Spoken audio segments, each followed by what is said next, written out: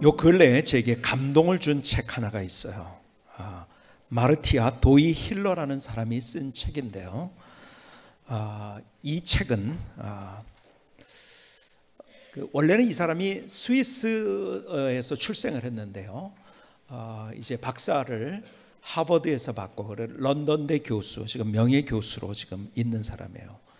이 사람이 쓴 책의 이름이 조상의 눈 아래서입니다. 이 책 때문에 제가 도전을 많이 받았어요. 이렇게 얘기하면은 여러분들이 그러면 나도 책을 사봐야지, 그러시는 분들이 가끔 계신데 웬만하면 사보지 마시기 바랍니다. 왜냐하면 첫째 너무 비쌉니다. 4만 원이 넘습니다. 둘째는 거의 1000페이지가 됩니다. 그리고 전문적인 그런 역사 이야기이기 때문에 그렇게 일상생활에서는 많이 그렇게 활용되는 것은 아니에요. 그러나 한국사를 공부하는 분들은 꼭 한번 읽어봐야 될 책이라고 그렇게 생각이 되어집니다. 이 책을 제가 읽으면서요, 제가 놀란 게 뭐냐면 사실은 책 내용, 이런 책을 어떻게 쓸 수 있을까에 대한 것에 대해서 도전을 받았어요. 왜냐하면요, 이분이요 방대한 자료를 섭렵했을 뿐만 아니라 세계 각지에서 한국사에 관한 자료를 모았을 뿐만 아니라요, 이분이 발로 뛰어다니면서 그래 한국도 와가지고 실제적으로 지방을 다니면서까지 자료를 수집해가지고 이야기를 듣고 하면서 쓴 거예요. 그것도 1000페이지도 안 되는, 그리고 전문적인. 그래서 제가 이제 첫 번째 감동을 받았다는 게 뭐냐면, 이런 글을 외국 사람이 한국에 대해서 이렇게 쓸 수 있었다는 것 때문에, 그 열정 때문에 제가 첫 번째 이게 감동을 받은 거예요. 그런데요, 이 책의 내용이 어떤 것이냐면요, 부제가 이겁니다. 한국의 친족, 신분, 그리고 지역성입니다. 그래서 한국이라는 역사가 어떻게 흘러왔는가를 이야기하는데요, 그것은 사실은 신라 시대 때서부터 시작해가지고 어떤 새로운 나라가 건국될 때 다른 세력이 일어났다고 하는데, 실제적으로 조사해보면 그것이 아니라는 이야기를 한 거예요. 보통 우리가 한국사에 대해서 알고 있었던 것에 대해서 다른 이야기를 해줍니다.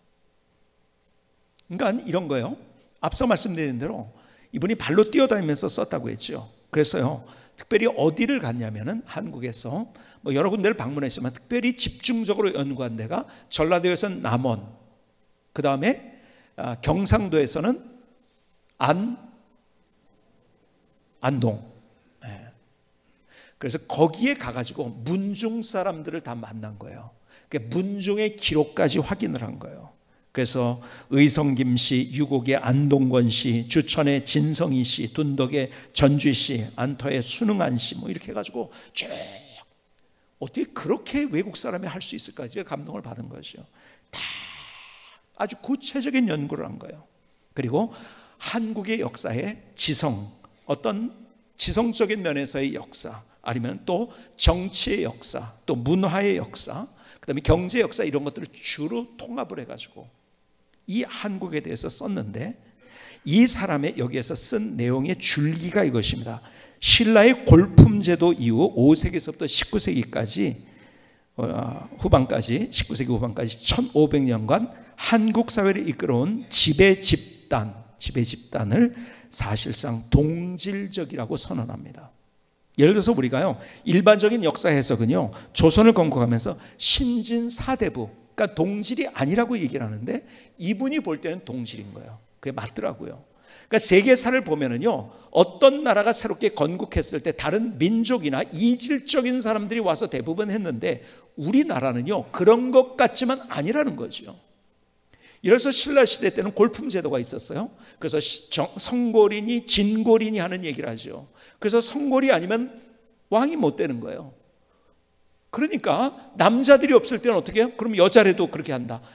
그래서 성골에 속한 사람들을 뽑다 보니까는, 하다 보니까 남자가 없으니까는, 그래서 여러분 신라 시대에는 여왕들이 많습니다. 진덕여왕, 성덕여왕, 그렇죠? 여자 왕들이 많이 있습니다. 그러니까 거기에 딱 카테고리를 묶어놓고서 다른 나라 역사는 다른 민족이 그 다음에 지배를 하거나 이렇게 했는데 그게 아니라 고려로 조선으로 넘어오면서 사실상은 가만히 줄기를 연구해 보니까는 같은 사람들이라는 거죠. 예를 들어서 고려를 한번 보십시다. 고려를 볼 때 사실은 그때 고려를 그 어떤 귀족들을 그러니까 특권을 누렸던 사람은 권문세족이라고 하죠. 이분은 권문이라는 거는 맞지 않는다는 거, 세족만 맞다 이렇게 이제 얘기를 하는데 어쨌든 그 권문세족 일부의 사람들이 모든 부를 다 가졌습니다.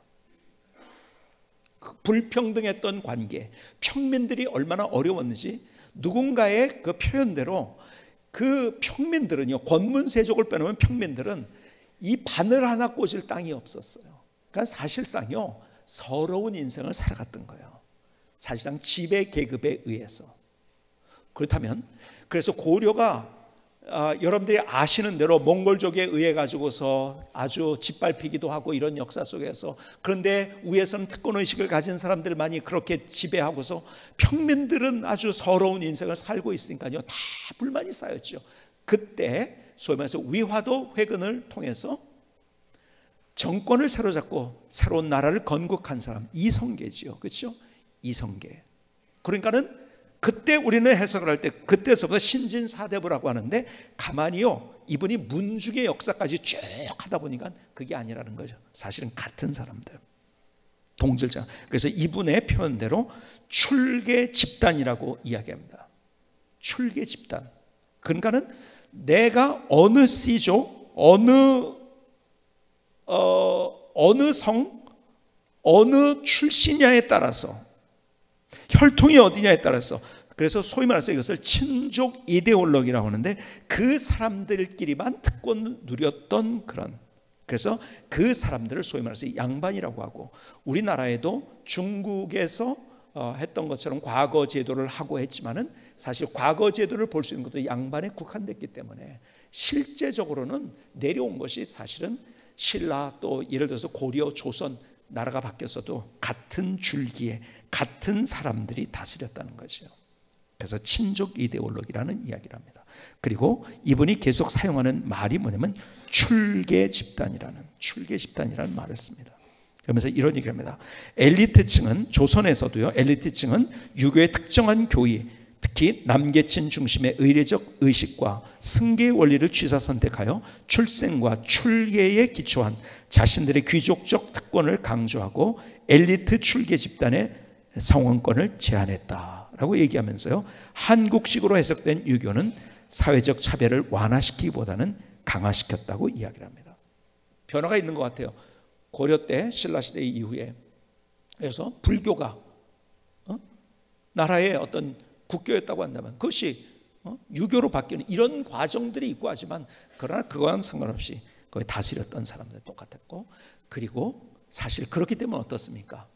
사실 거기에서 밀려났던 평민들은 어떻죠? 서러운 인생인 거죠. 근데 서러운 인생 중에서도 천민들이라고 불려지는 사람들이 있었죠. 특별히 백정들. 여러분, 조선 초기에는 유랑민들을 백정이라고도 불렀어요. 여러분이 아시는 유명한 임꺽정이라는 사람, 임꺽정은요, 아버지가 백정 출신, 고리 백정이라고 하죠. 근데 이제 조선 말기로 오면서 그 백정들을 얘기할 때는 다 도축업자들을 얘기하는 거였었죠. 그렇죠? 그러면서 이 백정들만 하더라도요, 여러분, 사실은 위에 있는 어떤 양반들이, 여러분, 양반들이 조선 시대 때 대체적으로 몇 퍼센트가 양반이었을까요? 약 5%. 지역에 따라서는요 3%가 되는 데도 있고요. 그러니까 양반들이, 여러분 여기 있는 분들이 조선시대에 살았다고 한다면 95%는 양반이 아니에요. 근데 지금 양반 뭐 이런 것들을 나눠서 그렇게 합니까 우리가? 사실 양반이란 말도 처음에 출발할 때는 문반, 무반 이걸 해서 양쪽에 두 개를 얘기할 때 양반이라고 하는데, 이제는 뭐 특권을 누리는 그런 사람들이 이제 양반이었었죠. 여러분, 평민들도 서러웠는데 여기에 백정들은 얼마나 서러웠을까요? 이 백정들은요 상투를 틀지 못했어요. 어떻게 했죠? 또 이 갓을 쓰질 못했어요. 참 결혼을 하는데요 가마도 못 탔어요. 그리고 보통 이렇게 우리가 그 당시에 뭐라 그럴까요? 정장이라고 하는 두루마기도 못 입었어요. 그래서 정장, 지금으로 얘기한다면 정장, 드레스를 입고 양복을 입고 결혼했다. 지금으로 따진다면 그 동네 주민들이 가서 돌 던지고 난리가 나고, 이러면 백성들에게 얼마나 괄시를 받았고 서러움을 당했을까요? 참 기가 막히죠. 여러분, 죽어도 차별을 받았어요. 상여를 못 썼어요. 여러분, 잘 살아도요, 돈이 좀 있어도요, 비단 옷, 명주 옷을 입지를 못했어요. 여러분, 애들이 지나가도 그 사람들한테 허리를 굽신거리고요, 머리를 숙이고, 그 다음에 존댓말을 해야 되고요. 참 얼마나 서러웠을까요? 참 과거의 우리의 스토리를 보면은 참 서럽게 살았던 사람들이 많이 있어요. 역사 속에서 보면은요, 그렇죠? 그런데요, 그 서러운 사람의 대표적인 한 사람이 오늘 본문에 등장을 합니다. 그렇게 서럽게 살았는데 정말 서럽게 살았어요. 마태복음 15장 21절은 이렇게 시작을 합니다. 예수께서 거기서 나가서 두로와 시돈 지방으로 들어가시니, 그러니까 여기에서 예수님이 멀리 여행을 하셨던 거예요. 그 당시로 볼 때는. 왜냐하면은 지금으로 보면은요, 레바논 쪽으로 가신 거예요. 산을 넘어서 레바논 쪽에 가셨어요. 지금 두로 시돈이 지금도 있는 도시죠. 시돈을 지금 사이다라고 하는데요, 아마 한국전력이 거기서 발전소를 세워서 한국 사람들이 거기서 그 직원들이 좀 있는, 지금도. 근데 거기는요, 페니키아 시대부터 아주 대단한 도시입니다. 그 유적들이 쭉 있는데요, 두로 시돈에 가면, 거기에 가면 레바논에 있는 도시 트리폴리, 두로, 시돈 같은 보면 페니키아 시대부터 시작을 해가지고요, 쭉 거기 로마 시대, 또 뭡니까, 헬라 시대, 로마 시대, 또 더 나가서 이제 뭐 십자군 시대 뭐 쭉 해가지고서 이런 흔적들이 쭉 한꺼번에 다 있어요. 대단한 도시죠. 근데 거기로 간 거예요. 예수님이 거기를 가셨어요. 멀리 가셨죠. 그런데요, 거기에 계속 이렇게 얘기를 합니다. 거기에서 한 여인을 만납니다. 마태복음 15장 22절은 이렇게 얘기합니다. 가나안 여자 하나가 그 지경에서 나와서 소리질러 이르되, 주 다윗의 자손이여 나를 불쌍히 여기소서. 내 딸이 흉악하게 귀신 들렸나이다 하되. 여기 가나안 여자라고 등장을 합니다. 그렇죠? 이 가나안 여인이 어떤 여인가를 조금 보려면은 똑같은 사건을 마가복음에서도 기록을 했어요. 마가복음에 이렇게 기록을 합니다. 7장 24절. 마가복음 7장 24절. 예수께서 일어나 거기를 떠나 두로 지방으로 가서 한 집에 들어가 아무도 모르게 하시려 하나 숨길 수 없더라. 이에 더러운 귀신 들린 어린 딸을 둔 한 여자가 예수의 소문을 듣고 곧 와서 그 발 아래 엎드리니, 그 여자는 헬라인이요 수로보니게 족속이라. 자기 딸에게서 귀신 쫓아내는 길을 간과하거늘. 이 여인은 어떤 사람이었냐면 수로보니게. 자, 유대인들을 볼 때는 이방 사람이었어요. 그런데다가 수로보니게가 뭐냐면, 영어로 보면 조금 더 이게 우리가 쉽게 아는데요, 수로라는 건 시리아라는 거예요. 보니게는 페니키아입니다. 다시 말해서 시리아와 페니키에게가 섞인 혼혈인이었다는 거예요. 여러분, 그 당시에 어떤 다른 민족일 때 멸시를 받는 민족이 있는데, 이 사람은 더군다나 시리아와 페니키계의 혼혈이었었습니다.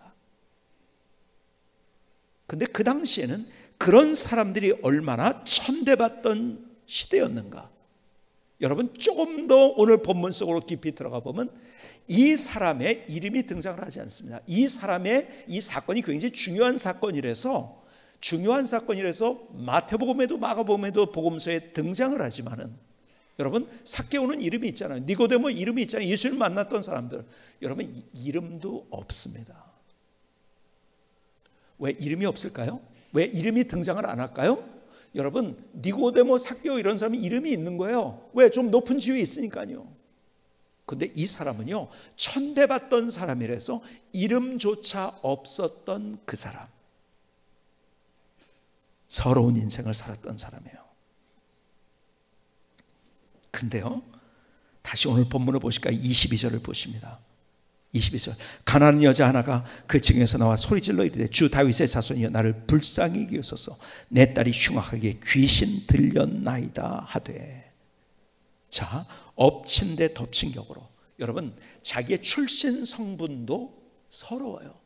사람들 앞에 어쩌면 손가락질 당하고 있어요. 이름도 없어요.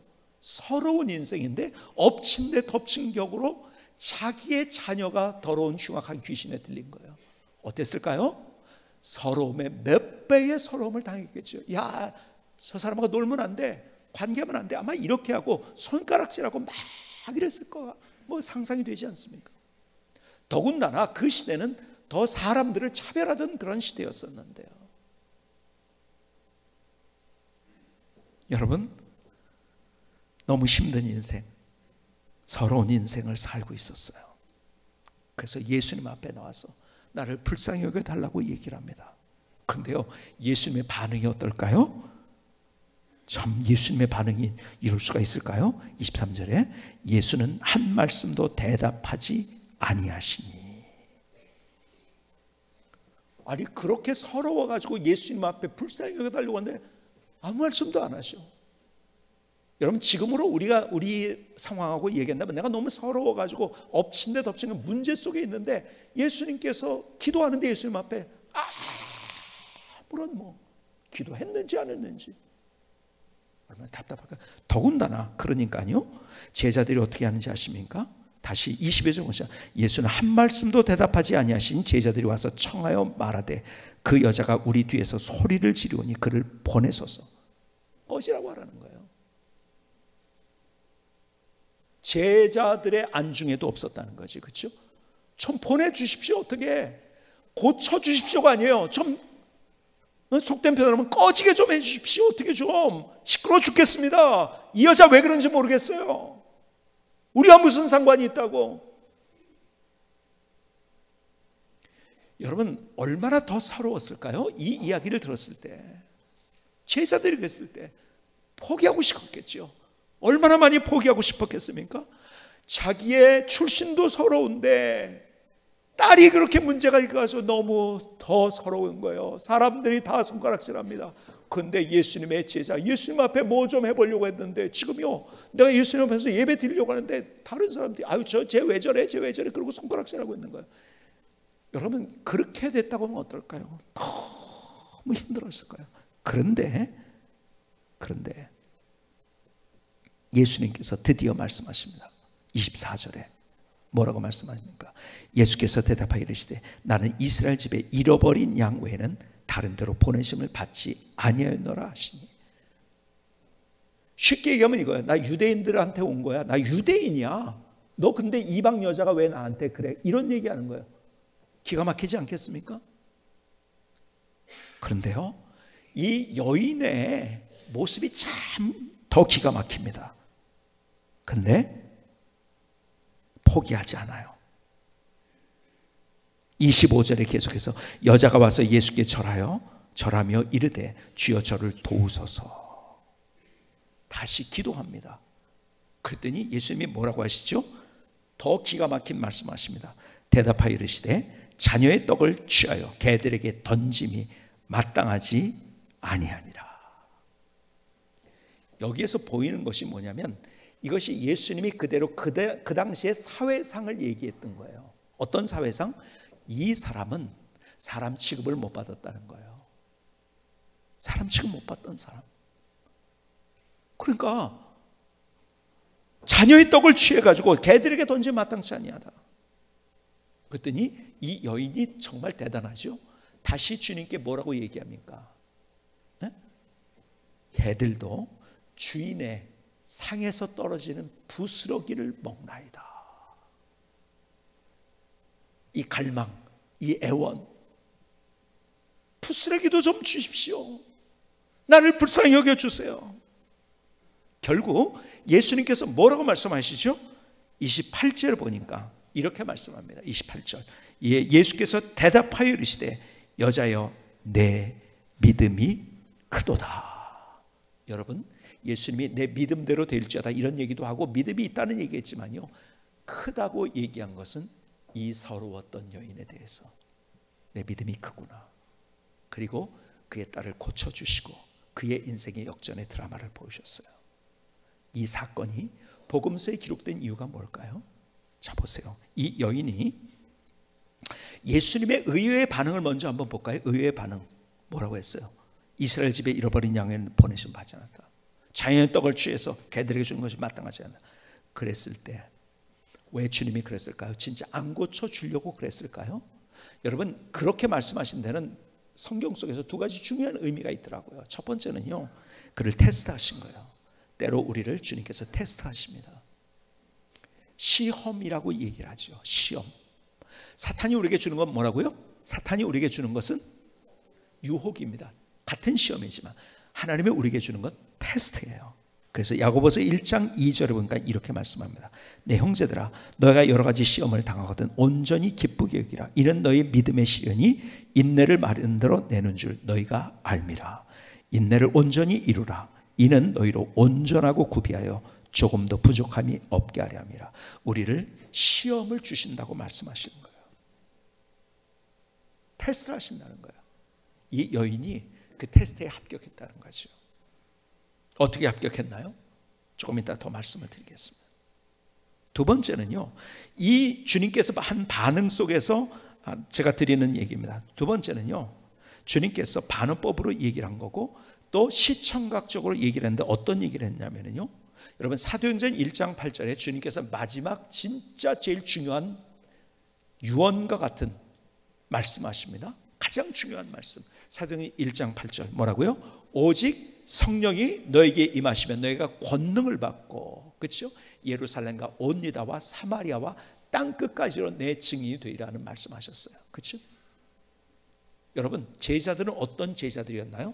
갈릴리 지역을 거의 떠나본 일이 없어요. 가봐야 예루살렘, 조금 더 가본 게 오늘 여기 레바논 쪽까지 왔던 거예요. 근데 땅끝까지 증인이 되라고 이 말씀하셨을 때 제자들이 말씀을 들으면서 그동안 예수님과 함께 삶을 살았기 때문에 그들이 떠올렸던 장면들이 있을 거예요. 근데 그 중에 하나가 저는 이거라고 생각합니다. 레바논의 그 여인, 맞아, 우리와 상관이 없고, 그리고 우리 민족이 아니고, 그리고 우리와 상관이 없는, 아니 혼혈 민족이었던 그 사람, 혼혈아였던 그 사람, 그 사람에게 주님께서 다가가셨어. 그리고 그의 인생을 바꿔주셨어. 맞아, 그렇게 하라는 거구나. 땅끝까지 우리와 상관이 없는. 그래서 우리가 주님께서 우리에게 주신 마지막 우리의 명령은 선교적인 명령입니다. 내가 알지 못하는 그 사람에까지. 그래서 우리 교회의 비전이 뭐예요? 세 번째 비전이 세계 땅까지로 주의 복음을 증거하는 선교하는 교회가 되게 해달라는 것이, 그렇죠? 우리끼리 잘 먹고 잘 살면 그 무슨 교회가 복지단체지요? 그냥 아니에요.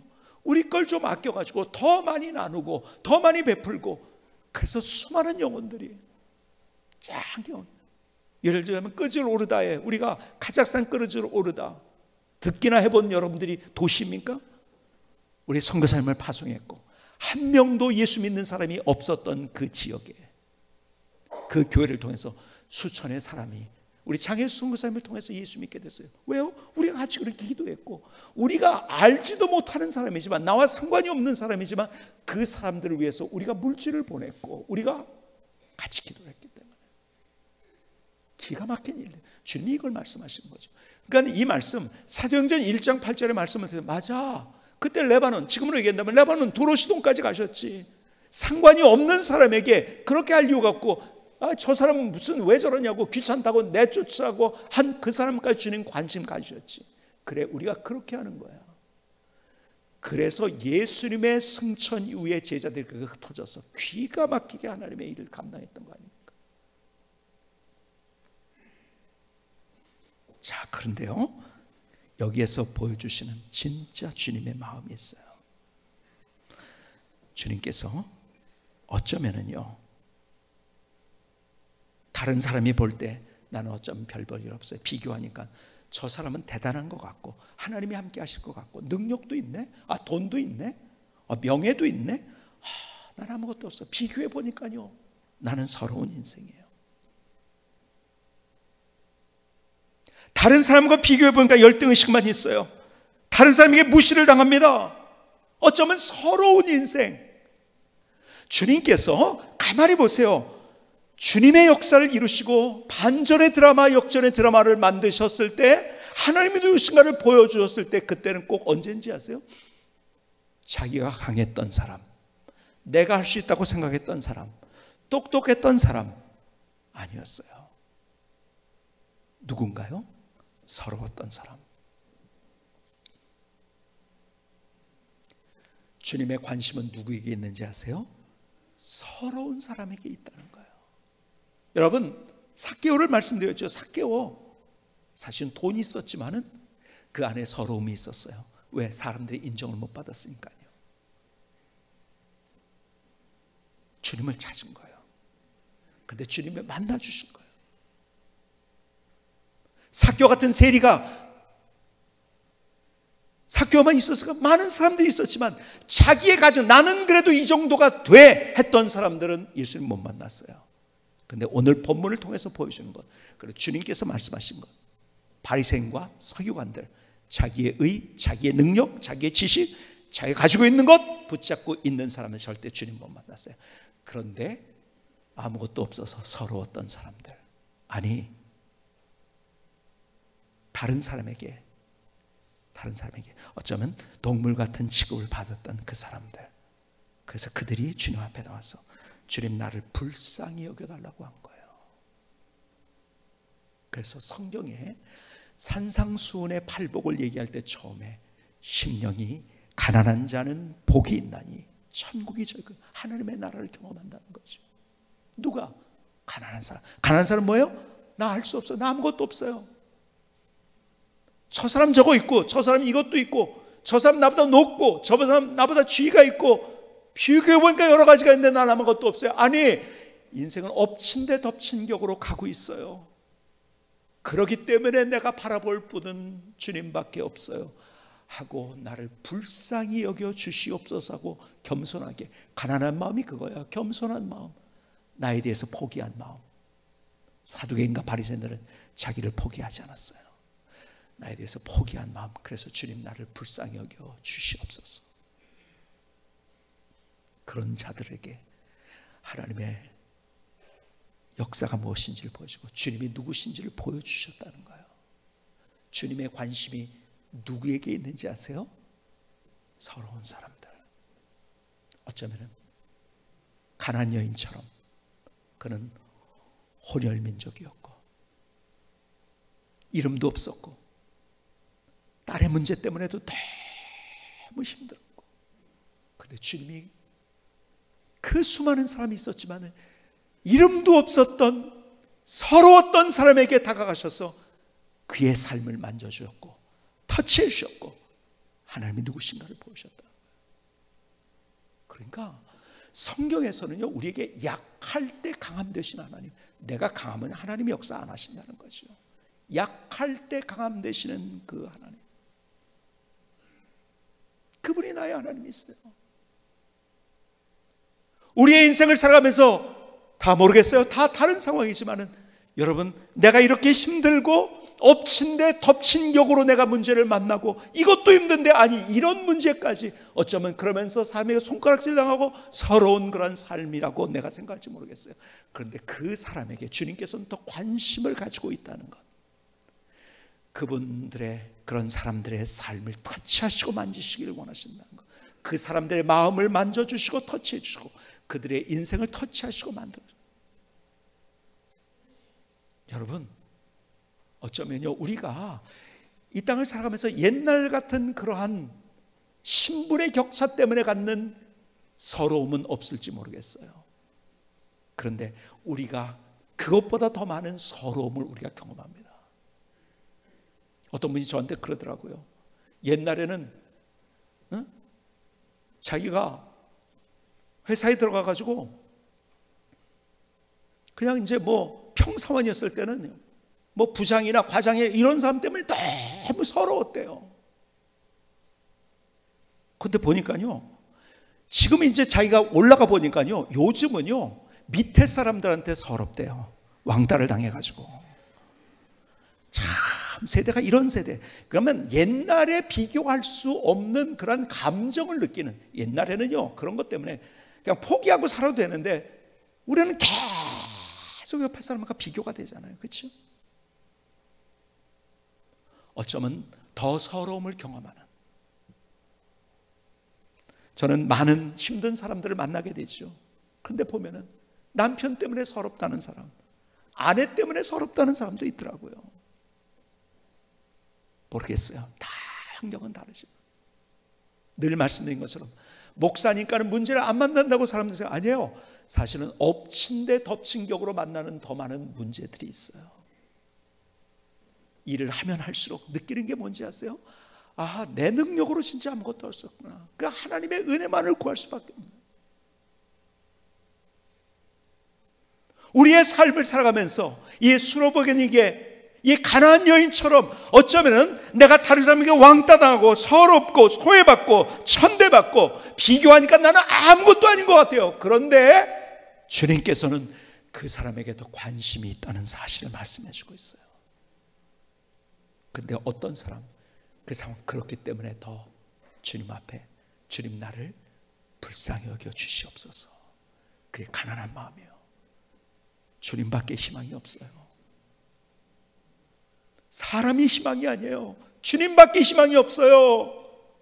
이 가나안 여인처럼 주님이 아무 반응을 안 하는 것 같은 상황 속에서도 다른 사람이 네가 뭔데 여기 와서 이러고 있어 하면서 손가락질하고 내쫓으려고 하는 그런 상황 속에서도, 아니 자기를 짐승 취급하는 그런 상황 속에서도 그러나 포기하지 않는 것이 있다고 한다면 그것은 주님을 향해서, 주님 나를 불쌍히 여겨주세요.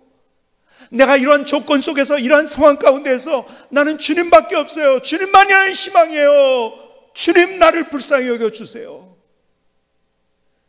그런 사람들을 만지시고 고치시고 치유하신다. 오늘 주님께서 내 곁에서 오늘 이 가나안 여인을 통해서 내게 말씀하고 있는 거예요. 그러기 때문에 더 주님 앞에 그렇게 가난한 마음으로 오지 않겠냐고.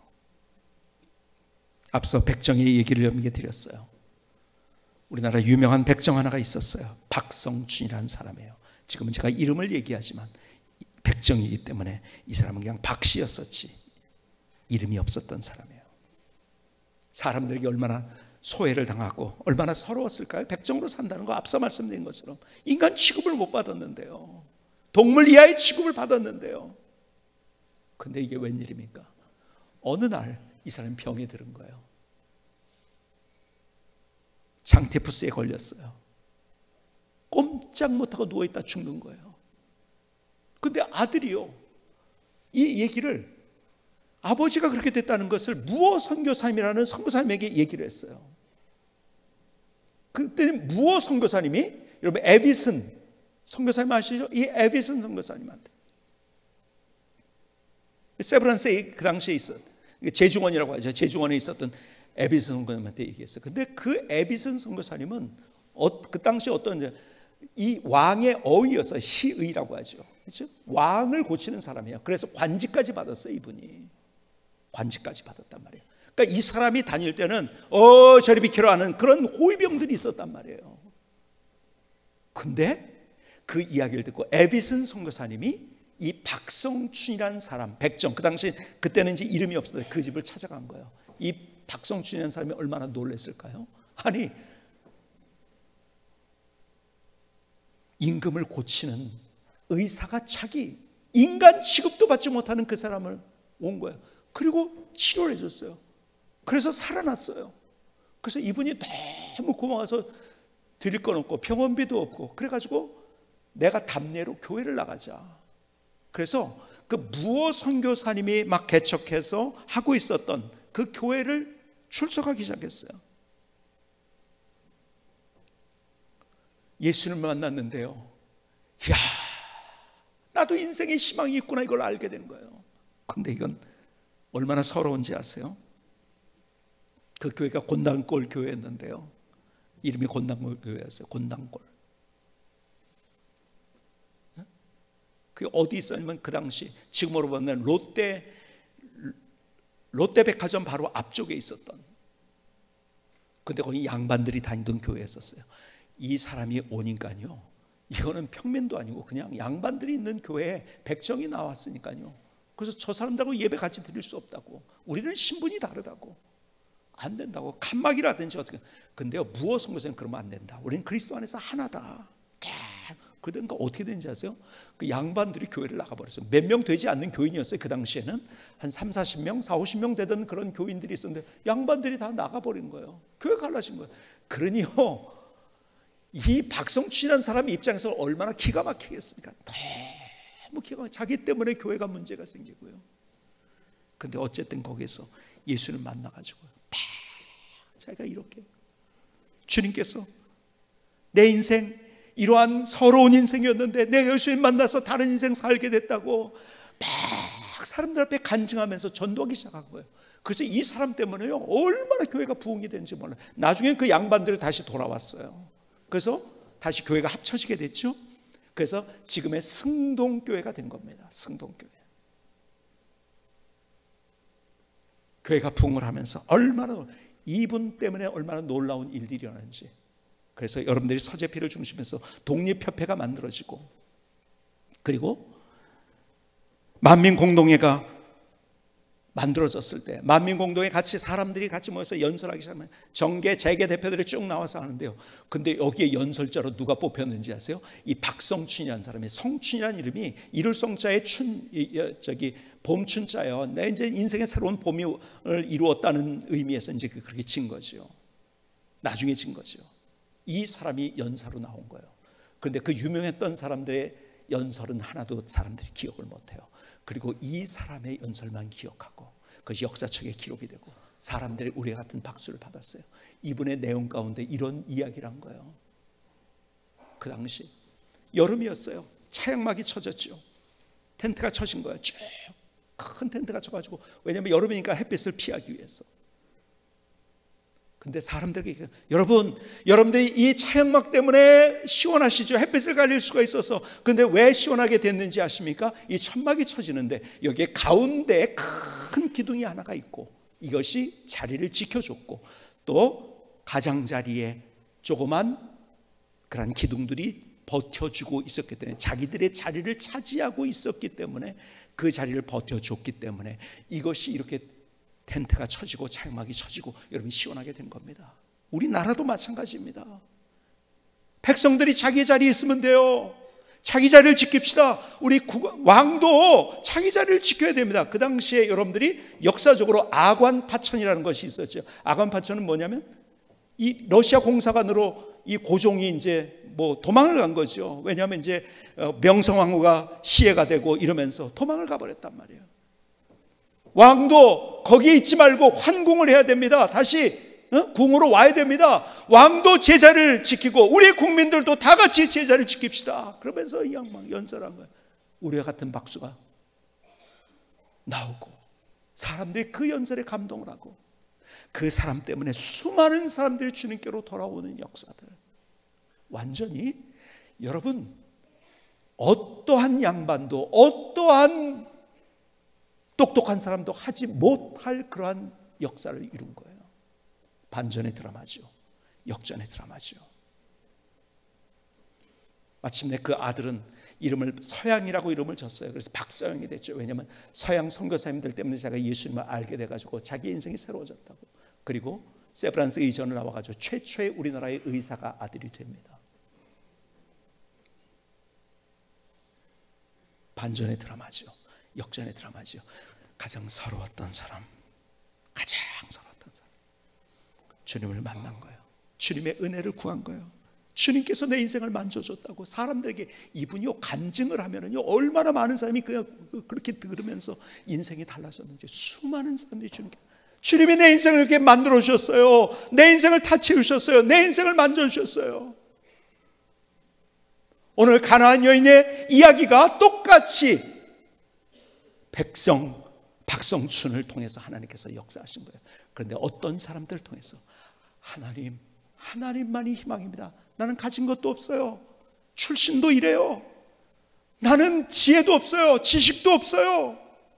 일을 해보니까 잘 안 돼요. 다른 사람이 나를 무시하네요.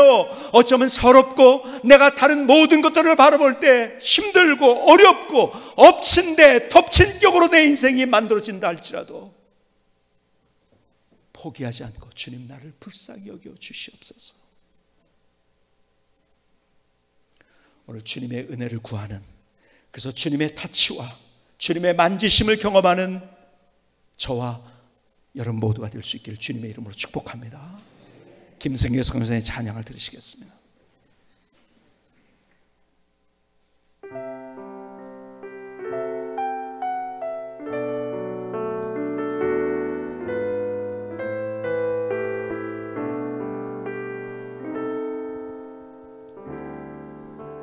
주님 앞에 연약한 마음으로 가난한 마음으로 나옵니다. 주여 나를 불쌍히 여기소서. 만지시고 다시 만드소서. 약할 때 강함 되시는 주님, 내 삶과 가정을 맡깁니다. 성령의 권능으로 보혈의 능력으로 터치하시고 새롭게 하소서.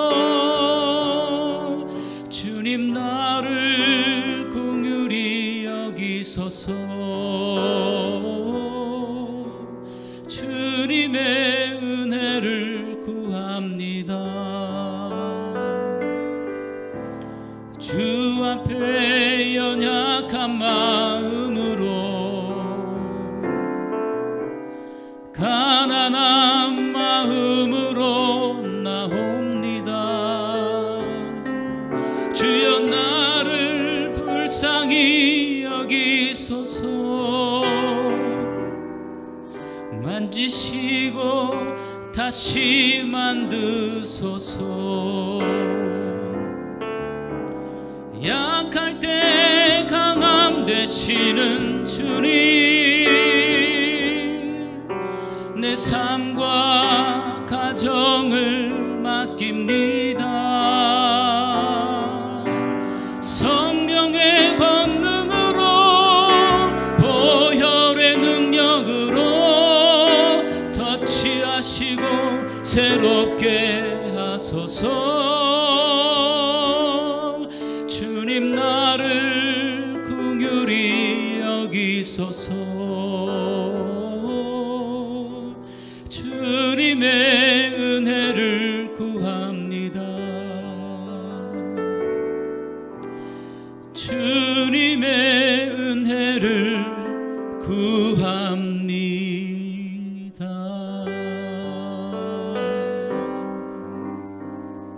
아멘. 하나님 나의 고백입니다. 나의 결단입니다. 하나님 나를 받아주시옵소서. 나를 받아. 어저께 여러분 광고했던 대로 우리 화정 CVG에서 우리가 함께 영화 한 편을 봤는데 바울이라는 영화예요. 참 감동적인데요. 너무 감동적이라서 여러분들이 꼭 한번 봤으면 좋겠어서 다음에 한번 기회를 더 만들려고 해요. 우리 교회가 단체로 갈 수 있는 싸게도 했고 주말엔 11,000원이라고 하더라고요 원래. 근데 18,000원에 여러분들이 봤죠. 근데 어쨌든 끝나고 딱 났는데 제가 제일 뒤에 앉았거든요. 보니까 아무도 일어나지 않더라고 한참 동안을. 감동의 여운이 있기 때문에 눈물도 나고요. 근데 제가 마지막 부분에서 제일 눈물이 났어요 사실은. 마지막 어떤 저기가 아니라 대사가 아니라 자막에 마지막에 뭐라고 썼냐면 이렇게 썼더라고요. 내용이 이런 내용이었었어요. 이 영화를 예수님을 위해서 핍박받았던 모든 사람들을 위해 바칩니다. 근데 사도 바울이 받았던 그런 핍박과 그리고 그 후에 수천 년간의 인생 속에서 역사 속에서 그런 것을 받으면서 꿋꿋하게 믿음을 지켰던 그런 사람들의 모습을 생각하니까 너무 눈물이 나는 거예요. 저도 다시 한번 보고 싶더라고요. 다시 한번 보려고 그래요. 그래서 근데 이 사도 바울이 거기서 이런 얘기를 하잖아요. 그것이 어디에 있는 거냐? 사도의 서신에 있는 거, 사도 바울의 고백 가운데 있는 거잖아요. 하나님은 내가 연약할 때, 약할 때 내게 강함이 되어주시고. 자 보세요, 로마도 얼마나 강했나요? 강한 로마에 대해서 싸우고 일어나려고 했던 사람들이, 크리스찬들이 있었어요. 그러면 안 된다, 하나님의 은혜만을 구했어요. 그리고 로마의 역사를 바꿔놨어요. 내가 약할 때 하나님의 강함이 되셨습니다. 약할 때 강함이 되셨습니다. 근데요, 제가 몇 주간 동안 계속 제가 읊조렸던 찬양, 그게 그거예요. 약할 때 강함 되시네. 내가 얼마나 연약한데요. 일을 할 때마다, 뭘 할 때마다, 내가 또 이렇게 약하구나, 내가 부족하구나. 그런데 주님 앞에 내 약함을 고백할 때, 주님의 은혜를 구할 때 내게 더 멋지게 채워주시는 그 주님, 약할 때 강함 되시네. 나의 보배가 되신 주, 약할 때 강함 되시네. 나의 보배가 되신 주. 내가 때로는 문제 앞에서 그 문제를 풀지 못해서 약해질 때도 있어요. 내가 다른 사람 앞에 서러움을 받아가지고 약해질 때도 있어요. 내가 다른 사람에게 손가락질을 당해서 약해질 때도 있어요. 그 수많은 나를 약하게 만드는 것이 있지만 그 약함을 가지고 주님의 은혜를 구하며 이 약함을 그대로 주님 앞에 내려올 때 내게 강함을 주시는 그 주님, 그 찬양을 한번 드려봤으면 좋겠어요. 약할 때 강함 되시네.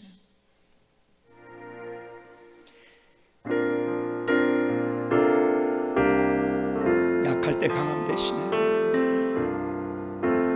약할 때 강함 되시네. 나의 보배가 되신 주, 주 나의 모든 것. 주 안에 있는 보물을 나는 포기할 수 없네. 주 나의 모든, 십자가 죄 사셨네. 십자가 죄 사하셨네. 주님의 이름 찬양해. 주 나의 모든 것. 쓰러진 나를 세우고, 쓰러진 나를 세우고 나의 빈잔을 채우네. 주 나의 모든 것. 예수 어린 양, 예수 어린 양, 존귀한 이름. 예수 어린 양, 존귀한 이름. 오늘 이 가나안 여인을 우리에게 보여주시면서 주님께서 우리의 인생이 이렇게 되기를 원하시는 거예요. 서러움 받았죠. 다른 사람에게 놀림 받았었죠. 손가락질 받았죠. 그의 인생은 엎친 데 덮친 격으로 가고 있었죠. 그런데 하나님을 향한 그 갈망, 주님 나를 불쌍히 여기시오, 이 갈망에 대해서 포기하지 않았어요. 주님이 잠잠한 것 같아도 포기하지 않았어요. 사람들이 자기를 동물 취급을 한다 할지라도 포기하지 않았어요. 예수님이 엉뚱한 말을 하는 것 같이 그렇게 했을 때도, 그를 테스트할 때도 그는 포기하지 않았어요. 주님 나를 불쌍히 여겨주시옵소서. 이름도 없었던 그에게 새로운 봄날이 온 거예요. 새로운 빛이 비친 거예요. 하나님이 누구신지를 알게 된 거예요. 그리고 제자들까지도 주님이 이런 분이구나, 내가 이렇게 해야 되는구나 알게 된 거예요. 오늘 가나안 여인, 이름도 없었던 가나안 여인이 경험했던 주님을 저도, 여러분들도 주님께서 경험하기를 원하세요. 주님 나를 불쌍히 여겨주세요. 주님만을 희망하는 귀한 인생, 그래서 주님을 경험하는 인생, 이 인생이 바로 우리의 인생이 되기를 주님께서 원하고 계세요. 그런 인생을 세울 수 있기를 주님의 이름으로 축복합니다. 기도하시겠습니다. 조용하지만 뜨거운 기도를 주님 앞에 드리십시다.